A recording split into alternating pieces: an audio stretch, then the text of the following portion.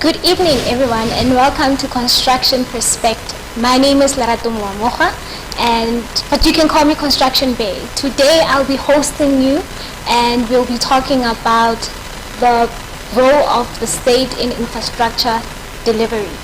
I am today with Nombulelo Nyatela, who's from Infrastructure South Africa, who will take us through the symposium, what happened, and what do they hold for us for the future, what projects are there, and how they are planning on developing and delivering infrastructure in South Africa. We'll also later be joined by Mr. Neon Klayane, who's from InSync Engineers, who will also take us through, as someone from the private sector, on collaborations with the public sector, and so forth and so on. So thank you for joining us, and welcome back to Construction Perspective. So I'm just going to jump into it and ask Ms. Nombulelo to give us a background about Infrastructure South Africa, what it's about, and where they started, and how far they've come. Thank you so much, Lerato.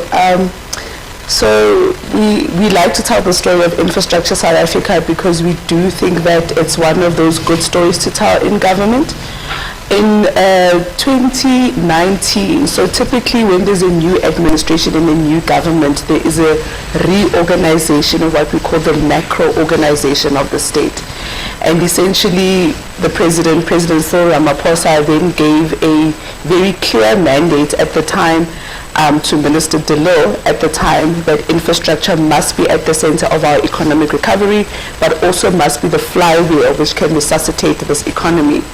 He then followed that up by establishing what he called the Infrastructure and Investment Office in his office in the presidency, and he appointed Dr. Ramkopa as the head of that office.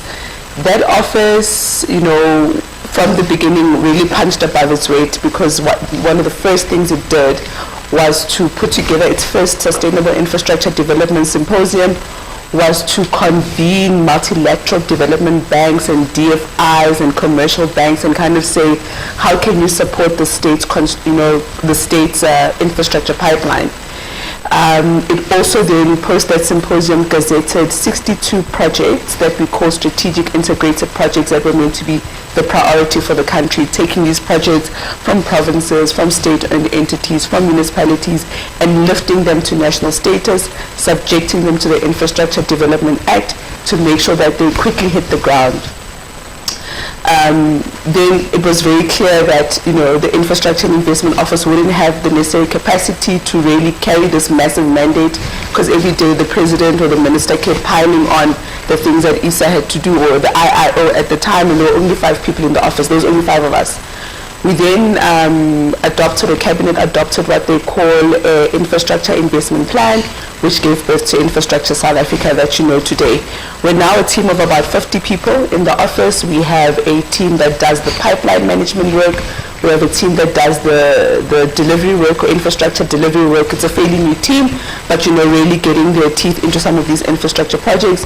We have a team that really thinks through the thought leadership work, kind of does our economics and statistical and data modeling and so on. And then we have our planning team, which is also very important for an outfit like Infrastructure South Africa, and that team has since delivered the National Infrastructure Plan Phase 1 and Phase 2. And where we are now is that we have moved past being a starting organization. We used to say in the beginning days that really we are building an airplane while we are flying the airplane. We've moved past those days. We've kind of stabilized. We've gazetted a pipeline at least 3 times at this point. Some of these projects are moving very swiftly. Others have completed construction. Others in construction. Others in procurement. And we've now kind of said, how do we narrow this down to a priority? So we now have our top 12 infrastructure projects that we announced at this current symposium. We also, because of NIP said to us, we need to signal to the market that there is some reliability in this pipeline that the state speaks about. We then put out what we call a construction book. I must say it's not necessarily our own thinking per se. It's something that we borrowed from the Infrastructure and Projects Authority in the UK. We've modeled ourselves around the IPA, and every time we speak to them, they kind of say in 5 years or in 4 years we've done what they could only do in 20, but really we were able to learn the lessons from them. And this construction book gives a repository of all the projects going into construction or procurement in the 2024-2025 financial year. I think where we are now is that we are very serious about making sure that we deliver infrastructure projects, that we deliver a quality pipeline, and that we're absolutely able to galvanize infrastructure financing and funding for these initiatives or these infrastructure initiatives that we have lifted to national status. Thank you so much. Even though, as you've established within the past 5 years, which are the biggest projects that you guys have done and have had great impact? There's quite a few, but also if you must remember that Infrastructure South Africa is not in and of itself a project sponsor. We don't own the projects. We aid the projects, and there's been quite a few projects that we have unblocked in the last 4 years. Just to mention a few, I'll mention one or two of my favorite projects. One is the Hull Street project in the Northern Cape. When we actually went there for the first time, there was nothing. It was really a stuck project. It had flooded, and there was a lot of unblocking to do, working with provincial government, working with National Treasury from a financing perspective, working with the Housing Development Agency and so on. And today that project, I think phase 1 is almost complete. I mean, it's like really great to see, because you can see the before and you can see the after. You can see a government that's delivering. The other one would be some student accommodation projects, the one in particular being Sfako Makgato, having been in university myself, and like if I remember the residences of that university were really terrible. I mean, like I'm talking top-notch residences right now. The finishes are good, and I think students were meant to be moving in quite soon. I think there was a bit of a delay, but I think the phase 1 of it, the students should be moving in already into beautiful new residences. Really Sizwe is one that really tugs at people's heartstrings. That is our rural bridges projects all over the country. And essentially we make use of Bailey bridges. These bridges are really fit for purpose. They're not meant to be, they're not big. They really are meant to make sure that people are able to cross over safely in these flooding areas.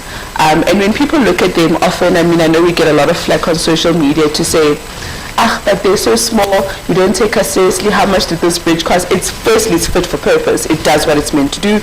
You can cross as a pedestrian, but also a vehicle can cross over. But secondly, in a community when you couldn't get to an ATM when it's flooding from one side to another, it makes a massive difference. And those projects are really good. And then of course there's big ones. There's like the N3 projects, which are run by SANRAL. SANRAL is really one of the centers of excellence in government. There's a dam that's complete, Hazelmere Dam that's complete in KZN. There's quite a few under the strategic integrated projects, and I think we're really excited for you guys to see those projects still reach completion, but more so see the new pipeline, these top 12 projects also really get into it and get into construction as soon as possible. Thank you. I see now ISA speaks to quality, it speaks to great ethic work, and it also speaks to breaking barriers with intergovernmental struggles that do exist. But I just want to put it out, given the quality aspect of things, and we've had a challenge generally of professionals finding equitable expression within as public servants. How is ISA doing that differently? It's very difficult to say, because we're a very small team, and really the people that are at the core face of these infrastructure projects are in the departments, in municipalities, and so on. So really, from an Infrastructure South Africa perspective, we give support to PMOs, we offer the skill set that exists at ISA, whether it's our structural engineers, our quantity surveyors, our environmental scientists, our water specialists, transport specialists. We just offer these skills so we can help government agencies or government departments or municipalities or provinces really to move their infrastructure projects along. It would be very difficult for me to answer on behalf of those people that are on the ground every day. But from an ESA perspective, I think what we're trying to do is make sure that even though we keep saying that these skills, these technical and engineering skills have been decimated over time, we're actively bringing them back, and where we have been able to get some of these sought after skills, we put them at the disposal of those that need them within government. Oh, okay, great. But something is being done. Yes, absolutely. I think we're coming in at a very, I don't know, they say the era of impunity is over, but we went through the 2010 colluding stage, the issue of corruption has been on a rampant, and then at some point people are saying no, it's no. So what ethical measures or influence does ISA have within government to actually make it a fair play for everyone and not have funny things actually stop progress and delivering on infrastructure? It's a very difficult question, but I won't lie, and we get asked this a lot because we know that sometimes corruption is the reason infrastructure projects are delayed or don't get completed and so on.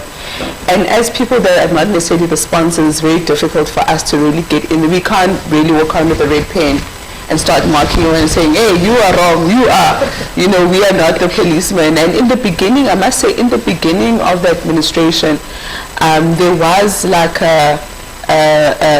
within the police service, a unit established just to deal with like construction mafia kind of, I think, I'm not sure how far that went, but there was definitely like a willingness.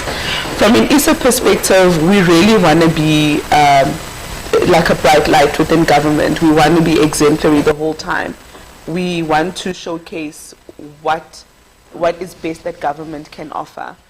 And currently we are running our own, so we were allocated 600 million rand over the medium term for project preparation, and we're currently disbursing of that first tranche, which is that 200 million rand. And I think even starting from there, this is not the budget that normal departments sit with, it's very little.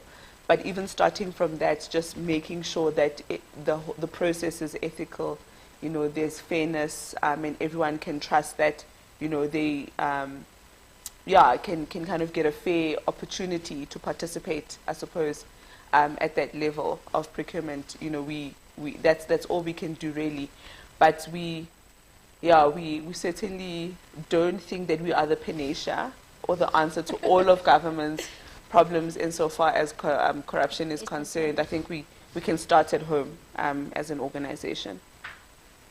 Okay, thank you. It's been quite a ride, and I think it's still part of a problem. Like you mentioned, the construction mafias, which is actually one of the biggest hindrances in infrastructure development. And I think it's a big struggle. It's been there for, I think we're reaching 10 years struggling with construction mafias. But we do hope that we'll get to the end of it. But because you guys have become such a reputable institution, if I may say, within government when it comes to delivering projects or supporting municipalities, provincial departments, and also the national department. How does it look on a global scale? Where are you? What's the role of ISA? Is it looking to go into that space, or has it already went there? Yeah. I think, when I say we literally were punching above our weight, even from the beginning, I think we kind of saw ourselves as a brand that can be so reputable that even global initiatives could look at us and say, there's some legitimacy, there's some, there's something really good about South Africa in that infrastructure South Africa. And one of the things we obviously had to do was really to sell the pipeline. This pipeline that we had gazetted with billions of rands didn't have funding from the fiscus. And we really had to think about, how do we get people to buy into wanting to support this pipeline. We did a few international roadshows. We impressed a lot of our international stakeholders. We've been working very closely with National Treasury just to figure out really how do we make use of these relationships that we've built over time to make sure that we can galvanize financing and funding for this pipeline from the liquidity that exists at a global scale. But I think one of the but this doesn't really depend on us, right? It will also depend on their appetite. But we keep the pipeline alive and we make sure that it's adequately prepared and ultimately can attract that private sector funding. But I think from a continental perspective, for the first time, this particular SIDS SA held what we call a leaders forum. We had invited ministers from all over the continent, essentially what are Minister Sihle Zikalala's counterparts in the continent, and we had 5 ministers represented. It's not the number we would have wanted, but we think that we're probably going to get more in the future. And we really want to play a more kind of integrating role within the continent. We think there's opportunities that lie from a cross-border infrastructure perspective. If we think about Lesotho Highlands as an example, a very good example of a binational infrastructure project between our country and Lesotho. There are many more we think that could be there in the pipeline. We also want to share, for example, our methods of appraising and approving projects, like the 5-case model that we use, the source platform that we use, for example, for drawing investments into the infrastructure pipeline. These are all things that we can share, but also we know that we can learn a lot as well. So I think where we are now, we really want to start our work off in the continent. The Leaders Forum was an excellent platform. What we are following up the SIDS SA with, because it can be very ceremonial. The president was there, the deputy president was at the dinner. There were so many ministers and deputy ministers. It can be very formal and ceremonial, and some of the issues can get lost, the more technical issues, like really drilling down into the specifics. We're following it up with what we're going to call a technical SIDS SA. SACE will obviously be part because we have an MOU that we signed with SACE at the SIDS SA, but essentially this technical SIDS SA is meant to be looking at the more technical issues and areas of collaboration from the technocrats in the continent, so what would be our equivalents in Zimbabwe, in Lesotho, in Swaziland, in the Seychelles, and all those countries that had been at the SIDS represented, but also we're looking at expanding more. So if they didn't come to the initial SIDS, we're hoping that they can make it to the technical SIDS, just looking at where we can really collaborate. And I think that for us would really be a good measure to see that our work is driving a little bit more impact within the continent. From an international scale, as I say, we have really excellent relationships, but we think the work in the continent is far more important and more pressing, and that's what we're driving right now. Oh, that's great. I think we want to look out for more of South Africa's footprint outside of South Africa. I think there was also a time where we were looking at, I think we're calling them mega cities or something like that. Is there any hope? Are we going to get there? Smart cities, mega cities, metropolis cities. I mean, when we started, Lanseria was a big thing. Yes. The president had announced it in the State of the Nation address. It was like an elephant in the room, and every media inquiry that came through was like, when are you implementing Lanseria, the smart city? But I think one of the things is that, getting to a place where there's a mega city, a smart city, is a series of many little deliberate infrastructure projects that can ultimately form a city. You just have to be more deliberate. There are certainly challenges that come with that. One of the things was like bulk infrastructure for new development. Everyone is saying, oh, we're willing to invest in a new city, but government has to come to play. And the thing about Lanseria was that it was crossing over like 4 cities or something, and the master plan had to consider all of that, and each city had to opt in or opt out, and each city had to contribute some element of bulk, and not all of them had the capacity to contribute all that bulk. So I think we need to really get the basics right in place before we thinking at the last level. Yeah, so let's get our municipalities running better. Let's make sure they can finance and fund bulk infrastructure. Let's get more human settlements projects. Let's get our schools program, which is one of our top 12 initiatives, and then let's see if we can get into these mega cities. But I think like it just as a concept that just exists somewhere without the real work every day, it's really going to be like difficult. But just to say, I think there is progress on Lanseria. Okay. Yeah. Now speaking of the 12 projects, what are we looking at? Just a little preview of maybe a few of those. Yeah, there's 2 special economic zones, Namakwa and Ngomazi. We're very happy to have special economic zones, just lifting them to a status. They're new, so there's some social infrastructure, but the type of social infrastructure that can attract private sector funding. It's the refurbishment of the health facilities, and it's also the schools. The schools is something we've worked on for quite some time. So we're excited to have it feature as a top 12. These projects also will get project preparation support and funding from us as Infrastructure South Africa, just as an FYI. There's some energy projects. I mean, there's quite a few. But I think it's safe to say that these projects are not the type of projects that have to look purely to the fiscus for funding, because these projects have proven themselves extremely cumbersome, especially for us as an organization.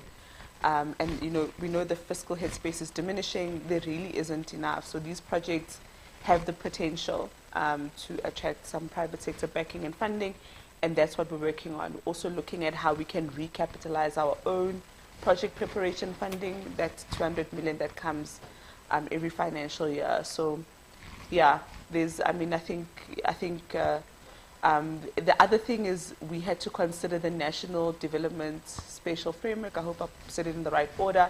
But there's a good geographic spread of these projects. So it's not all concentrated in one area. We really just had to look at that heat map and look at where we need to be driving investments. So, yeah.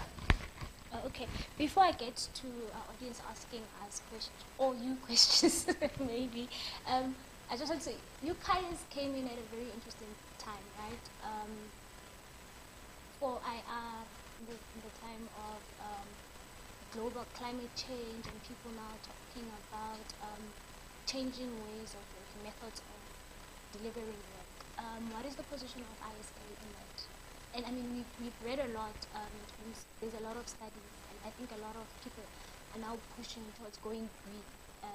We have also some suppliers in the space now who've actually found better ways of producing material. What's the position of ISA? Are they really, I mean, are they in a position to support these innovations? Is South Africa ready for that type of change? Do we have enough talent, skill to actually support that? What needs to be done if there's a need to actually have people move in that direction? Yeah.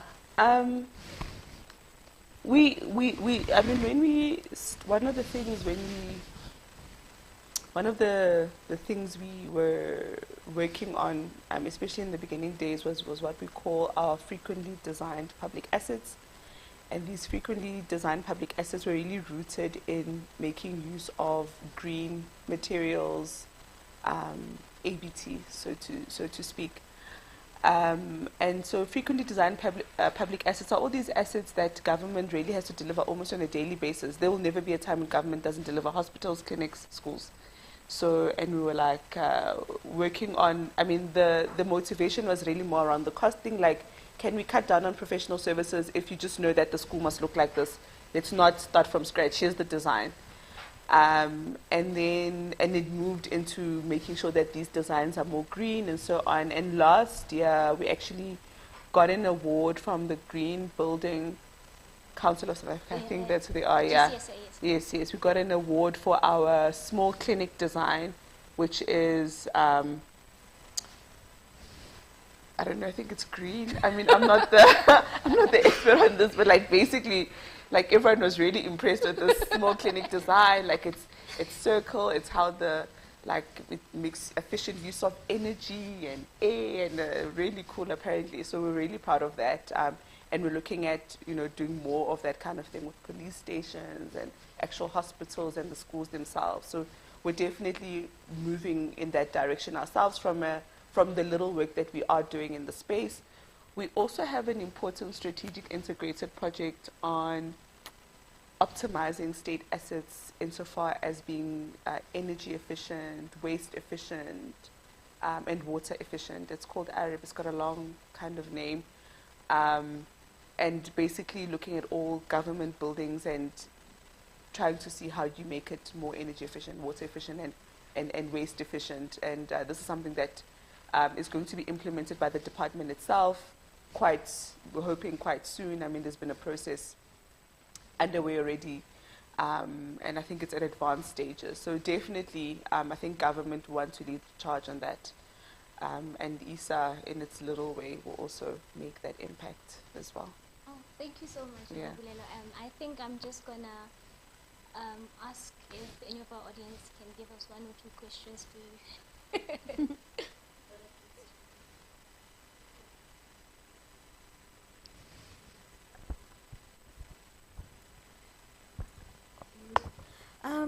Thank you so much for that. It's so insightful and it's so encouraging that ISA is really putting engineers and infrastructure professionals back in the government, where in this current government we really feel like it's led by people who don't really know the science behind the things that we do, and the respect for our profession has just really, really gone down. So it's really, really encouraging, and thank you so much for that. My question is around infrastructure asset management. You mentioned something about going green with our infrastructure that the government owns, but I think the bigger problem that we have before we even go green is we don't even realize or know the actual state of our infrastructure. So my question is, how far is ISA involved in maybe establishing that and maybe bettering the condition or the state of our current infrastructure? It's not something that sits within ISA. There's within the Department of Public Works and Infrastructure, there's an entire segment called PMTE, the Property Management people. They're like a department on their own, and essentially they've been doing audits, working on maintenance, and at the center of this optimization of state assets. So I wouldn't really be fully aware of the nitty-gritty. It's safe to say that they are working. We are supporting them on an element of project preparation insofar as the state asset optimization is concerned, but it really is a small kind of little link as opposed to the bigger work that they do on a daily basis. Yeah. Okay, I think that will be all from us. Thank you so much for joining us. Thank you for having me. It's been lovely, and I've personally learned a lot, and I probably understand the role of ISA, say in delivering work or infrastructure in South Africa, and also their plans. And I think many of us at home have learned quite a few things. And maybe we hope to see more of ISA work. May you guys continue doing the great work that you guys are doing. Yes, follow us on our socials. Thank you. You can share the details on our socials. Yeah, so Infrastructure SA everywhere, on LinkedIn, on Twitter, on Facebook. We really pride ourselves. We also think we're on the cutting edge of social media content. So please do follow. Thank you. All right. Thank you so much, Mbulelo. After this break, we'll be joined by Mbaden Tlanyani, who will take us through local governance in terms of infrastructure delivery. See you in a bit.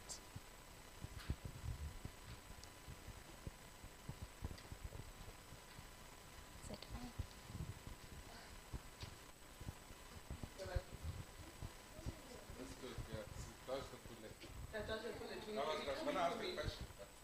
Oh. You'll address it here. You'll address it here. Oh.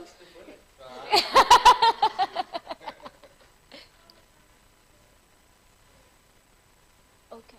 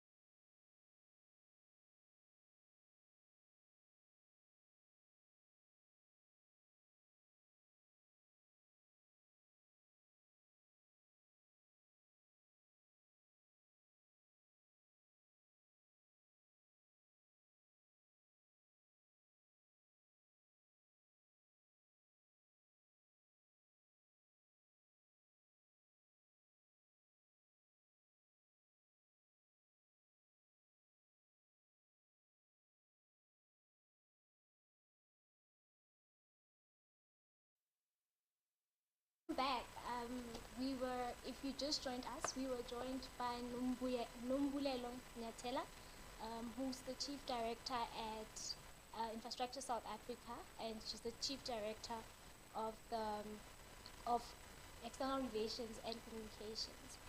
She took us through what the role of Infrastructure South Africa is, some of the projects that they're doing, and some aspects of the summit that the symposium that they had earlier this year. Currently, we're joined by Ntate Neo, who is a professional civil engineer, specializes in both civil and structural engineering. His areas of interest has been delivery management, human settlement delivery management, and construction and development management. So basically management, yonke indawo. Thank you so much for joining us tonight. I hope we are going to learn a lot. If you could just tell us a bit about yourself and the company that you work for, the type of work that you do. Okay. Thank you, Loretta, and thank you to all that are watching online. I really do appreciate the platform. Just a bit of background about myself. You have already said I am a professional engineer and a professional construction project manager. My background, I graduated, I think, got my degree in 1988. Worked in the private sector for about 8 years until I got my professional registration, I think about 5 years after I graduated. And in 1996, we started our company, myself and a partner, then young, ambitious. And I think part of what drove us in those days, I think part was the new dawn. I mean, we were right in the center. I think first coming out of activism, student politics, and when we could see Uhuru coming and the opportunities that we thought would present themselves to us. And I suppose the ambition of every young professional at the time is one day to venture into private practice and make impact, I suppose, in the delivery of infrastructure. And not only that, and I think just the passion and the ambition to just see development move out of where there was a concentration of investment in public infrastructure to then go out into the areas that were less served by then, which happened to be the areas that we came from, and obviously into the hinterland. So that's what drove the background. Yeah, and then we've been going strong, I think, strength to strength, 1996 to 2004 now, 2024. 24. Yeah, that's a good 28 years, I think, in private practice. And yeah, so that's just me. And over the years, our company has gone through a number of changes, organic at first, in terms of growth. And you grow to a point where strategic partnerships and I suppose mergers and acquisitions become the order of the day. And those have happened to get us to the size that we are at now. Yeah, thank you. Thank you so much. I think we're sitting right at the center of wealth of knowledge and understanding of the built environment, you know. And we're very grateful to have people like you in the industry who, I mean, you started off at a very, you went into civil engineering when the odds were basically against black people, and you saw through that. And also when you saw the opportunity of the new dawn, which is democracy, you still took the baton and say, look, I'm going into this. What is the difference between then when you started and now? I'm looking at it as, obviously you started as a young person. Are the challenges still the same for young people today? Given also the numbers of young black engineers or black engineers in general? It's a different set of challenges. The challenges as a person or a young person trying to enter into private sector or into private practice, or even into formal practice and rising, have always been there. Being black doesn't help much. Yeah, it doesn't help much. And there's also other things. I mean, other than being black, we've seen challenges, especially for women in particular. I mean, in the early days, there were very, very few of us, as you say, very few of us. And the temptation, both by industry, and if you weren't careful, the temptation to ourselves was to then get swallowed into their world. And tokenism can be very subtle, but it can be fostered upon you, and the sweetness abound. And that happened to us, I think, as young black men at the time, because there weren't many women. And later, and we've seen it happen to young black women, okay, that have all come out of university and went into practice with the ideals of making a big change, and only for industry to receive them with a particular agenda of driving their own particular agenda. So it hasn't been very easy. The challenges are different, but they are much the same. But also, one of the things that then happened over the years, in the early days, obviously there will be part skepticism as to the value and the experience that you bring, despite the fact that at the time that one started, one already had a good 8 years, and there were a few of us at the time. But what then happened is that there was almost like a drive, both from the client base, which was increasingly becoming black, and a purposefully so, as an intention by government to empower black people into the public sector, that there was that camaraderie that happened and the support that happened. What then happened is very unfortunate, one would say. At some point, you started seeing what became the start of a dilution, I would say, of the common purpose and ideal that we all shared. Bad habits crept in. I mean, we know what then happened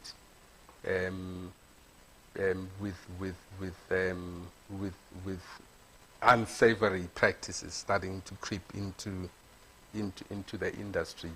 Not only that, there was also, I think, with a big opportunity that was unfolding right in front of our eyes, was that it also attracted people that were basically in there for the chance that they saw.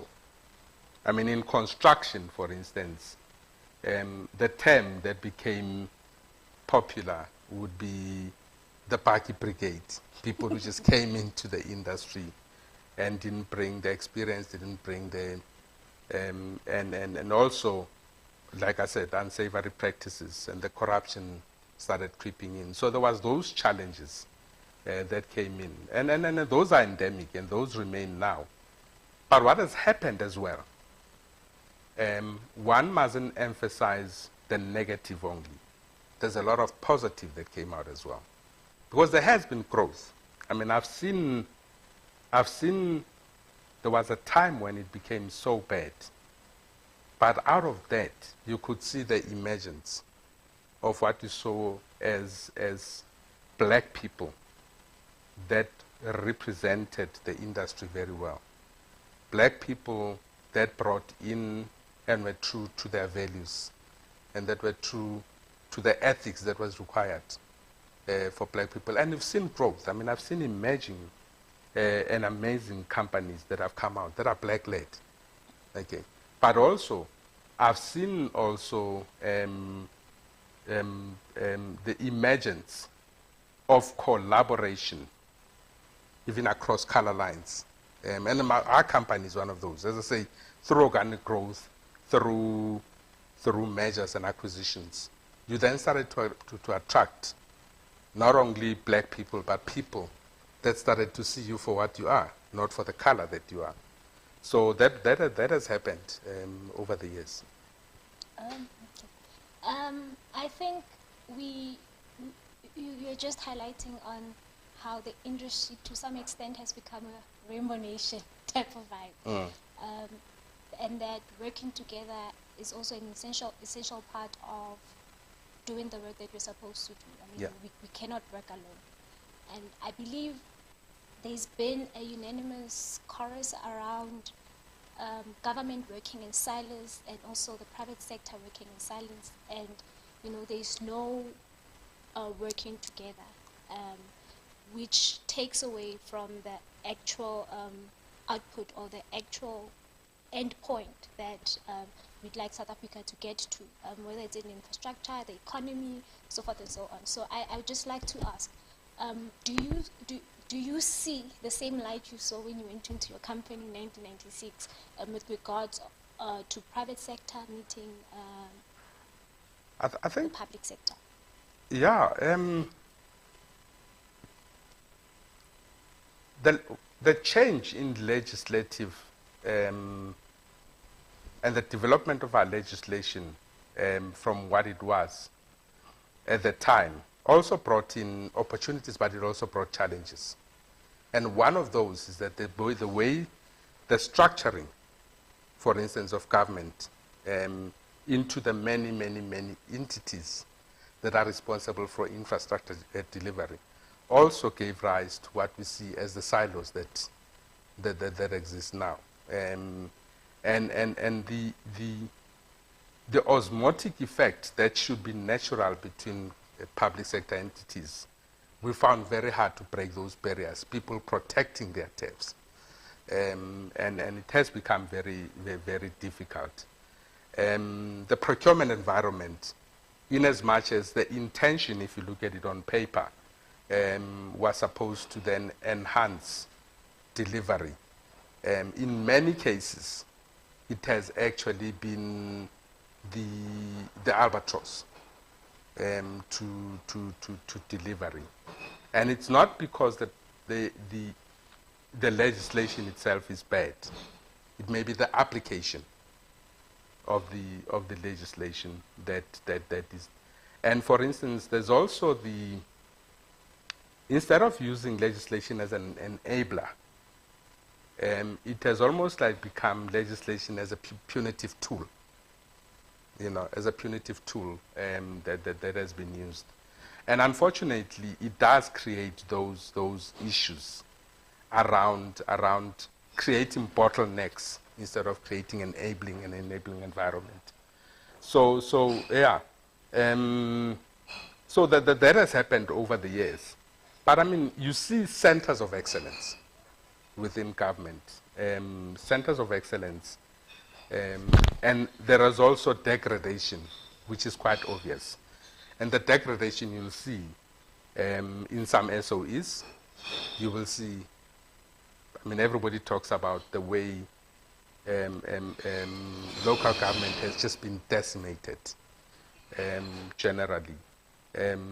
So we need to look at rebuilding the trust relationship between the private sector, because there is tension certainly between the private sector and the public sector.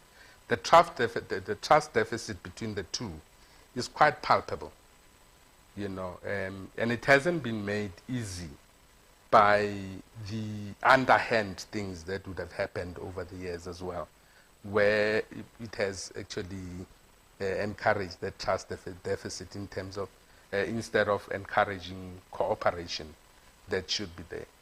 But I mean, as I say, there are pockets of excellence, and we need to be able to recognize those.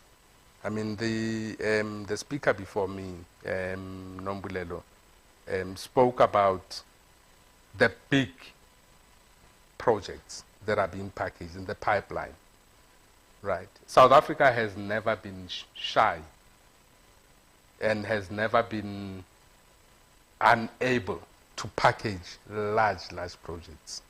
It is the implementation of those projects where we've actually had a problem. And she said something very profound in her presentation, that we should dream large. But as we dream large, we need to understand that to get to that large scale, there are basic and fundamental building blocks that are going to eventually lead to large scale. So when you speak a smart city, for instance, it's not a magic one that's going to bring a smart city. It's a little things that are all interconnected that are going to lead to eventually getting a smart city. So those are the kind of things. Whether you talk about health, whether you talk about infrastructure, education, human settlements, it is those little building blocks that eventually do lead to meaningful delivery. I mean, I happen to be involved quite a bit in the water space. And if I look at some of the projects that are being planned and that are starting to roll out in the water space, are quite exciting, and they're large, right? We may be talking and very nervous about the issues of water security at the moment. But I can assure you, I mean, from where I sit, is that in 5-10 years' time, the issues of water security will be a thing of the past. But we've got to build them slowly, purposefully, towards the ultimate goal, you know, as an example. Thank you. You mentioned the issue of building blocks, starting with the basics, and I think in many instances there's this aspect, the social impact, that's usually never considered, and I think it's one of the things that have brought us to having maybe construction mafias. It encourages it since it's an oversight. How do you think within the built environment that particular aspect can become the integral part of delivering work versus, you know, being an oversight just because people are end users? Yeah. That question talks to the need for us to look at an integrated approach towards development. As I say, these things are there in writing, but the practice, it becomes very, very, very different. I mean, if you look at what you call the social impact and the contribution towards the upliftment of people, those are all written, those are all supposed to be part.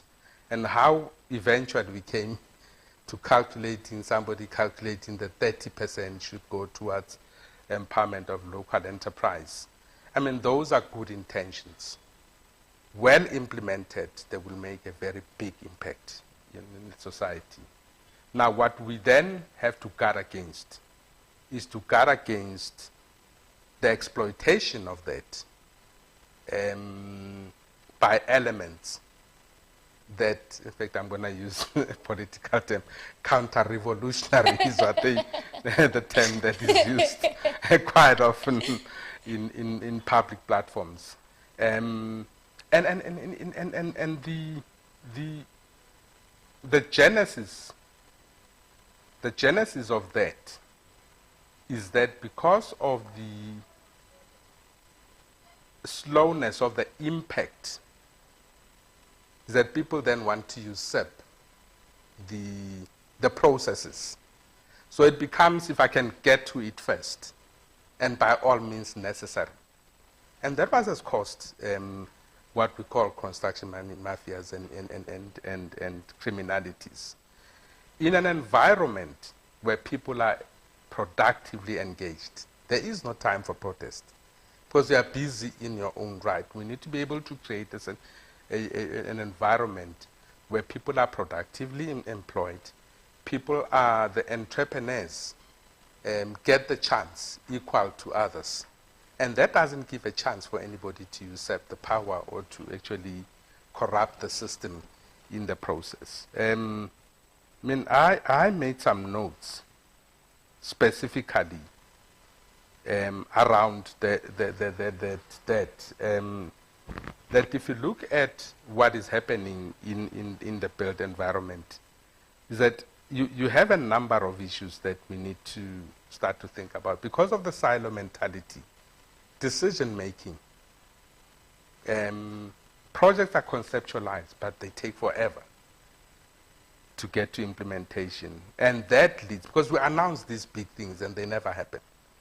I'll give you an example. I mean, an example would be the Lesotho Highlands Phase 2, the Phase 2 of the Lesotho Highlands projects. I mean, we heard about it as early as 2010, 2009, 2008, you know. And if you look at the numbers that were bandied about at the time, the cost projections have more than doubled, in fact tripled. And we're only getting into construction now. And there's a lot of time that we lose between the time when we talk about these big things to the time that we implement. And the frustration that happens in between is what creates anxiety in people's time. And it also leads to people not trusting. It actually increases the trust deficit. So that's the one, the delay in decision making. But also we've got to recognize that part of it is that we have failed to strengthen capacity within the public sector, within government itself. The ability for government to be able to package projects and put them out to market in a manner that market will be able to respond properly to them. I mean, you look at the quality, I mean, we've seen over the years just the deterioration in the quality of tenders that come out into the market. And that leads to what? Unresponsive tenders, incorrect awards, delays, increased costs, and all of that. So we need to strengthen our public sector. In fact, I remember when we were younger and very ambitious. I mean, not only did we want to go out there into the private sector, but we had ambition that at some point we will join the public sector, give back, you know. And there's a lot of us that came from, as I say, out of activism, and it could have been from the Bloc consciousness side or even from the other side of the spectrum in terms of activism. But we all had one thing: build South Africa, build Mzansi into something. So, but what then happened is that more and more, because of what was happening within the system, the public sector became less attractive to young professionals that could add value. And as the older people that were experienced retired, it just left a gap that we see now in the public sector. So the limited implementation capacity is another thing. And we spoke about criminality that came in, protests, corruption. We challenged the ability to deliver. And the funding. Again, Nombulelo did mention the funding. The funding, critical. I mean, we came from the 90s to 2000s where we had a bad budget surplus to a time now where we have a budget deficit. So there's the ability of the state to fund all of these lofty and big projects has become less and less and less. And from where I sit, we've always assumed that government has got the money. Now we're facing a situation where government does not have the money to fund this infrastructure. Government itself is starting to say we need the public sector to come in, right? But again, it may need a bit of tweaking there and a tweaking there of policies and legislation to enable private sector to be able to bring in the money that is required. But also, we need to work on the trust deficit that currently exists between government and the public sector. So that is the issue around funding. Jobs. Again, if we do not create the jobs, right, we then create a situation that we have in this country where we actually become a welfare state instead of a state that supports people that are already working. In fact, we ought to be, with all that we have, we ought to be a country that probably has 10% people that are wealthy, and I would say we should actually be having 70 to 80% of people that are in the middle class, and very, very few poor people. What we have is the scales are completely different. Okay, we have, I don't know what the statistics look like, but we probably have a majority of our people that are very poor. Okay, and we also have a job market that is so depressed that in as much as great strides have been made in educating our people, but there isn't industry to absorb those people. So that is a problem with the jobs. And we spoke about the institutional arrangement, the silos, the silo mentality. So if we can deal with those things, I think we've got a lot, we can go a long way in solving the infrastructure challenges in the country. Thank you. I think you're challenging me now to actually delve into issues that relate to capacitating the South African population so that we are able to deal with the unequal status that actually exists. I think we are the most unequal. Yes. And apparently the gap between the poor and the rich is actually increasing instead of lessening. And I think you're challenging me now to say maybe in the next podcast I should actually look into speaking about that particular inequality that would then, how can it be resolved and so forth. But again, there's also one thing that you mentioned, and it was the issue of having the correct work being advertised so that it doesn't delay the delivery of work or doesn't cost government a lot of money in terms of delivering the planned projects. And I think one of my contentions personally, and I think many other young professionals in the industry, is that working for public, working for government, essentially in the space that is technically where more technical work is required. As a civil engineer, it's quite a limiting thing because the scope of work doesn't help you to grow, essentially. So I think with that particular thing, how can we help government, I mean, this instance, to create work for professionals to be more attracted to actually going into the public space to serve, and also so that projects can actually be delivered? How can we make government competitive? Look, I think there's a number of models, and there's a number of models. I remember in the early days, you know, when post 94, when the black government came into power, and black government was very purposeful about bringing in young black people into the system. And those people were not experienced at all. Okay, they were thrown into the water and they were expected to swim. But what then happened is that we saw a lot of cooperation then between the public and the private sector. I mean, there were programs. I remember programs where the public sector, the private sector, would actually also second people into public sector, right? And those people were seconded particularly to fill in where there's critical skill shortages. But out of that, there was the experience then went into the public sector as well. And some of them were seconded and just never came back into the private sector again. So there was that. And I say that happened until there was this trust deficit, as I say. And it's quite a serious. If I were to stand up and offer my services to government with all of the experience that I think I have and the value that I think I can, you know, the hoops that I have to cross, with all the good intentions that I may have, will make it impossible for me to offer service, you know. So the cooperation is almost like a us and them situation. You know, if I look at the way public sector should actually operate in infrastructure delivery, a lot of the project packaging should actually happen inside of the public sector.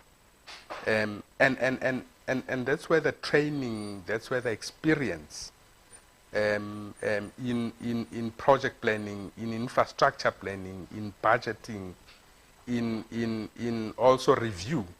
Because if you hire me as an engineer to design a water purification system, if you don't have the capacity and the capability inside to even review my designs, you see, so the public sector is well positioned to be able to absorb young people, to be able to train them, but there needs to be that cooperation.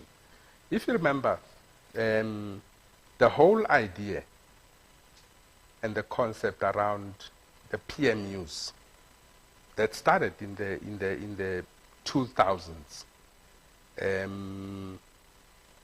At the beginning, it was a very good idea, because what then happened is that the PMU would be private sector capacity that is hired, and they would then come in and become embedded inside a government department. And in there, when they leave, they would have left the training, they would have trained, they would have capacitated. And it was almost written in every appointment that we had of a PMU that one of the things that we would do is to make sure that we train. And there'd be counterparts between ourselves from the private sector and the public sector.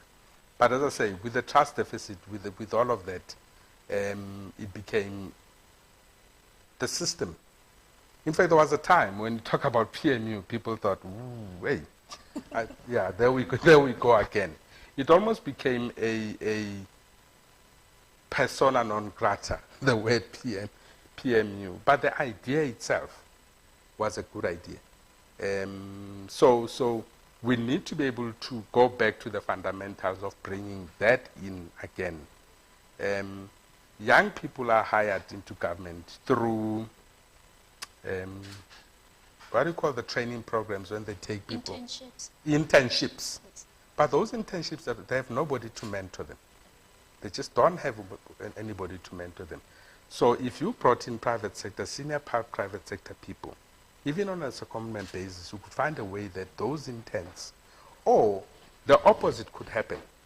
I mean, the early PMUs, I remember some of the PMUs, where part of your appointment would be government will actually give you young people that they've hired that are going to be based at your offices that you are going to train, okay, and then they go back. And that's how you get this, what I like to call osmotic environment, where experience basically moves from where it is concentrated into where it is less concentrated until you find a balance. You know, it is very pleasant. You don't know how pleasant it is when you walk into a client body, right? And you meet your counterpart who has a different mandate, but that you can see that you're talking to somebody with experience that you can converse with at a level, intellectual and otherwise, and experience that will make the project work. But if you walk into a client and you find blank, that in itself becomes a problem, and the trust also starts to develop from there. It's almost like yeah, you know, there is that tension that starts to happen. Yeah, so programs can be designed, and we've got to be purposeful about it. Thank you so much. And so I'm hearing, so that light is still there. The 1996 light is still there. Thank you so much. I think now I'm going to give one of our online participants to ask you a question. Okay.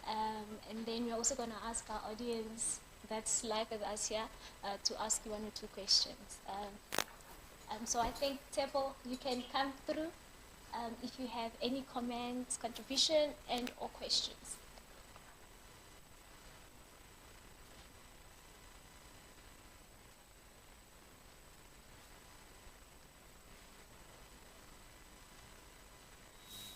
Try ask. Try ask. Try ask. Try ask.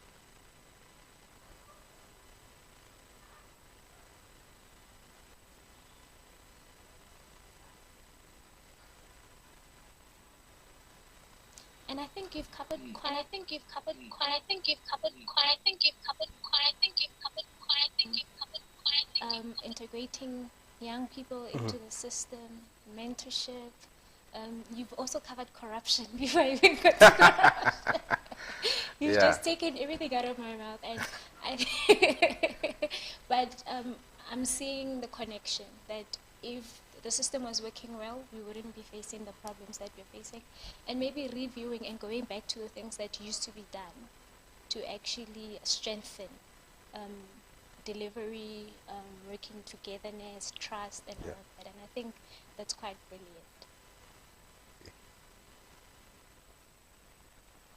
So long we're waiting for Tebo, I think I'm going to ask our in-studio audience to ask questions.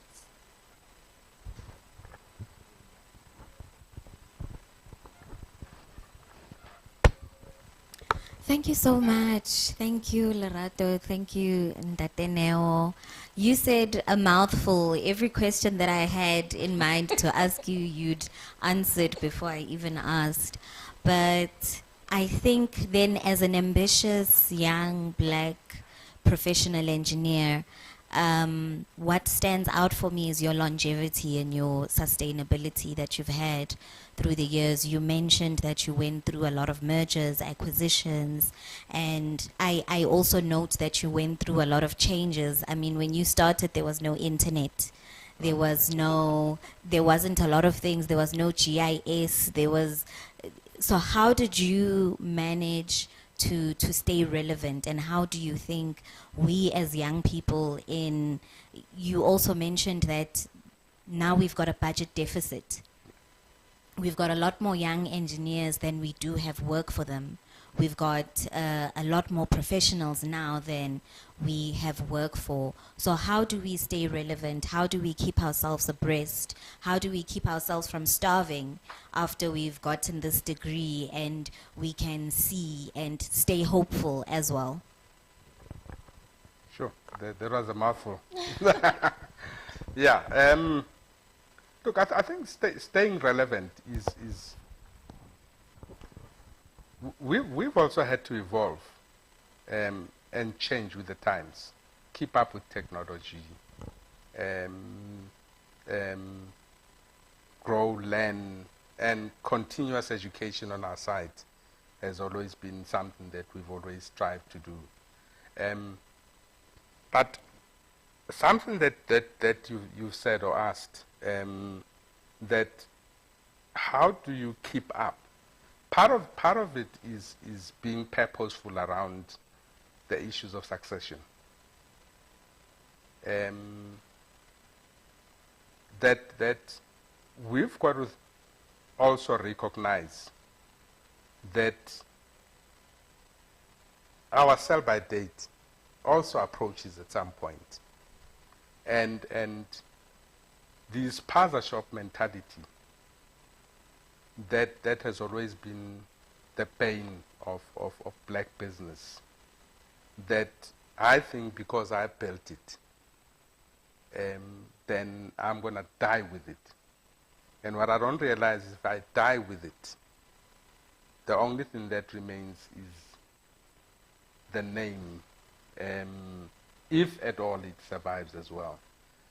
So we've got to be purposeful around succession. And I'll give an example of what we have, what we are trying to do in our organization, is that we purposefully target and identify young talent that comes into the organization to be the future of the company. And we then encourage them to become part. I mean, we actually purposefully make people rise within the organization. And we also purposefully make our relevance less and less and less. You know, because our relevance does not have to be that I have to do everything in the organization. Okay, and we talk about the organization, it mustn't be, you mentioned my company, and the only thing that comes in is me, or the name that comes in is me, because there's so much I can also do. So you then bring in that mixture of young people and old people, and you actually, I remember in many of the forums that I have with our young engineers and young people in the company, I always say, your job is to work me out of a job. Right. Okay. Your job is to work me out of a job. Right. And in saying that, I'm saying, in working me out of a job, you've got to then find a role for me that will still empower you to rise, you know, so that as we move into the sunset, we still strategically very important. The experience that lies, and unfortunately people like us, built environment professionals and many other professionals, is the value that you bring and the experience that you've gained. It actually sits between these 2 ears. And it takes somebody to want to suck it out of you over time. And for that, you've also got to have a program. So that's what we do purposefully. I'll give an example of what we also do. For instance, if you look at equity in organization, I'm a believer that we should work towards reducing equity as you grow older. Because I can't be sitting at age 60, age 65, and I'm holding 60%, 70% of the shares in the company.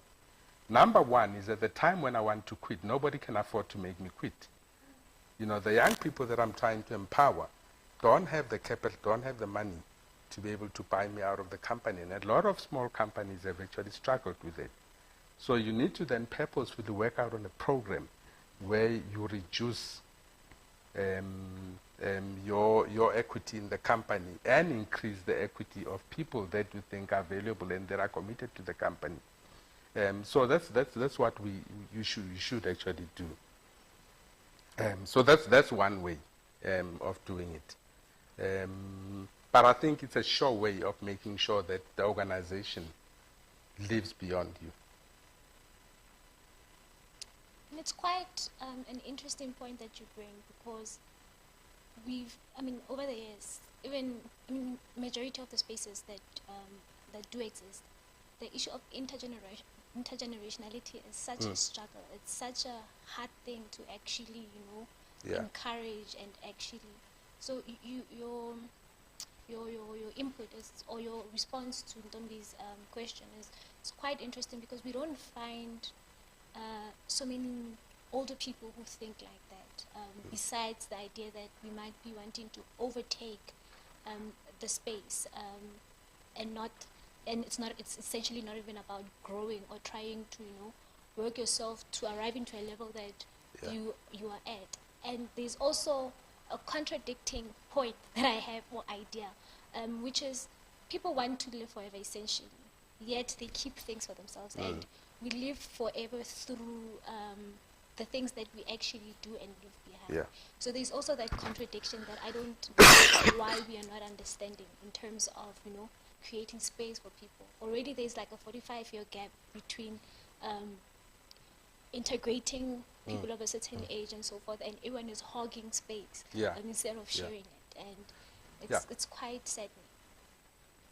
If I may add to what we are saying, and I think the realization on our part that the world is changing, ideas are changing, methods are changing, right?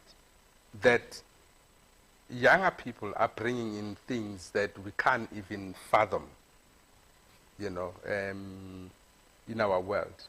But also, they've also got to create a space for themselves into the future. And they are the ones that are going to make the organization evolve. It's not going to be the old geezers that are going to make the world. So you've got to give them the space and the latitude to be able to bring new ideas. The new ideas are never going to come from us. There are certain things that people talk about that even starting with social media, we struggled with the idea of social media. We struggled with the idea of AI. We understand what it is and everything. But in terms of using it as a business tool, it's something that a person like myself would probably struggle with. But a younger person, because they grew up with that technology and with other things, becomes easy for them. So give them the latitude, and you'll see the difference that it makes. And you spoke about the lack of funding as part of the inhibiting factors. Very, very important. I was actually addressing staff not too long ago. And one of the things is that we've got to recognize that the world of engineering as we know it is changing. And it has changed. Right. The days that you assume that the client has money are gone. Right. And waiting for tenders to come out, those days are slowly going as well. Right.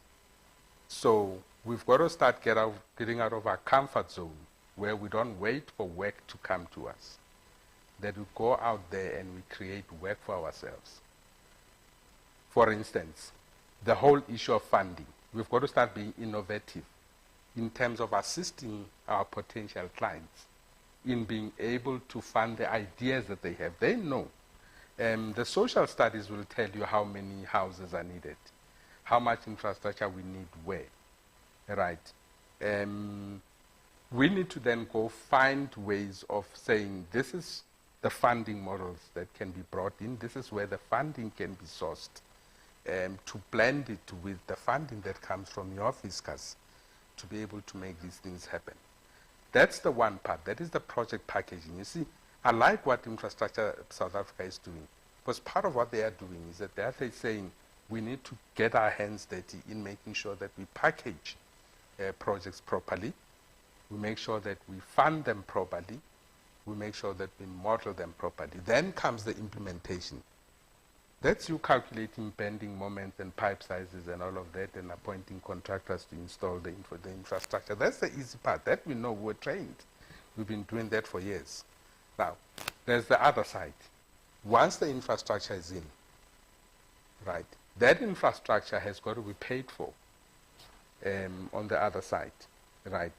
We're talking now, the country is, everybody is talking about this thing called non-revenue water. That some metros can account for 50% of the water that they're buying from the water authorities, and some up to 60% of the water. Now, the issue is that where is that loss? Where is the 60% of the water that can be accounted for? And you've got to start to break it down. Is it system losses? How much of the water is being lost in the system due to degraded infrastructure? Okay, and how much is actually being stolen of the water, right? And how much of the water you are not collecting revenue for is because of your own inefficiencies as a municipality, because you are not billing properly. Not only are you not billing properly, you are not collecting the money. So we lump it together as non-revenue, but there's components within that non-revenue space that we need. Now, then we need to think about, okay, once we know the answer, how do we then change that 60% non-revenue, the water losses in the system, down to something that is acceptable, which is a well standard or norm of anything between 10 and 15%. Even 20% is outside the envelope. You know, how do we turn it into that? Now, that's when the innovative comes in, and that's where the innovation in terms of smart metering, in terms of clever billing systems, in terms of collection. So as engineers, we've got to now think through the entire value chain, from conceptualization to funding, to implementation, to eventually management of the system, to collection of the money. Because somehow the money is going to be paid for. If we ask private sector to bring in the money, the first thing they're going to say, who's going to pay for it? Okay. And it cannot always be that we rely on government guarantees, because we know that the fiscal is constrained. Private sector is going to say, make sure that the water supply agreements downstream are tight, that we can collect. Because they can't, if you don't pay, they can't go take the pipes that you've already put in the ground. But I mean, those are some of the things that the world of engineering is changing. We think broadly instead of narrowly in terms of the engineering space. Okay.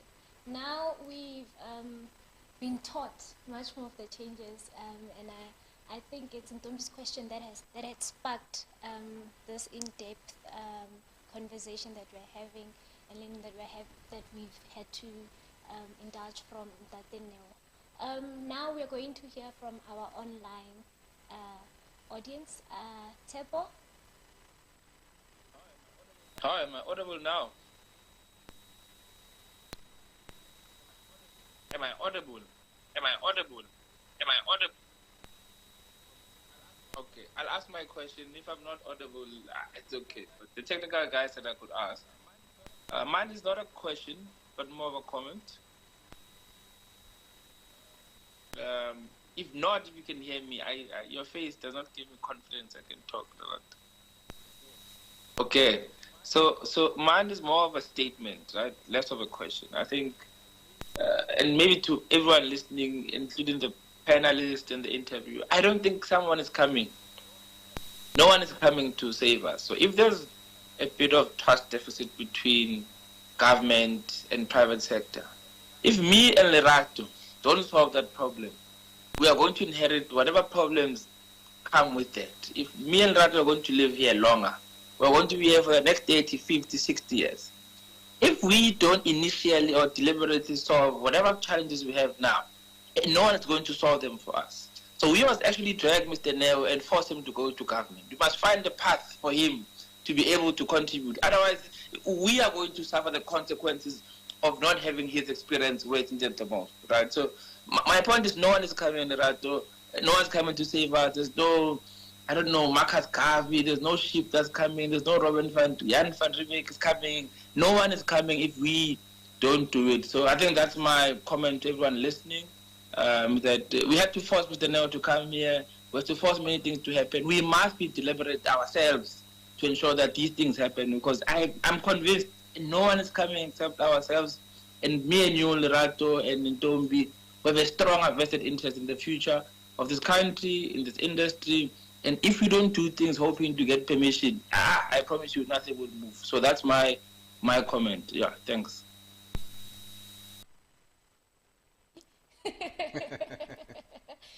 I think it's encouraging. I mean, we've got young people like Tepo in the industry, the Ntombis of today, who want to contribute, but largely so working hand in hand, Lewen and Ntatheneo, and also, like Tepo says, pushing you. So that you do what's right for us, so we can do what's right for the coming generations. I don't know if you have any closing inputs that you'd like to contribute or respond to Tepo's input. No, I think Tepo has summed it up very well. No one is coming to save us, and we've got to put up our bootstraps. No, the days that there is a savior somewhere, the days of emperors The days of kings, the days of the Pope are gone. We are a very changed society. We are global, and we've got to be global in our thinking. But it is us that have got to start to do the work. And it's got to go beyond ideals. It's going to go beyond political rhetoric to rolling up our sleeves and just doing it. Yeah, that's my last word. Thank you. Okay. I think what we've got on a full slate today was the issue of partnerships and also being able to build trust as we work on working together, but most importantly, pushing to get the work done and pushing the people who are supposed to do the work to actually do it, and to push our mentors on the table to actually push for us to grow in the industry, to be able to contribute meaningfully in the industry. Thank you to everyone who joined us tonight, but I would like to send a special thanks to Tsutsima Ivy Drops for sponsoring us with the venue. And I'd also like to thank our operating officer, Balisa Madi, for putting everything together, to also Lisibo, our technical team, for coming through for us and taking us through this live so nicely. And the English is starting to run now, and we're right at the end. But most importantly, I'd also like to thank Ntombi for joining us in the studio. Thank you so much for also participating. She is such a joy.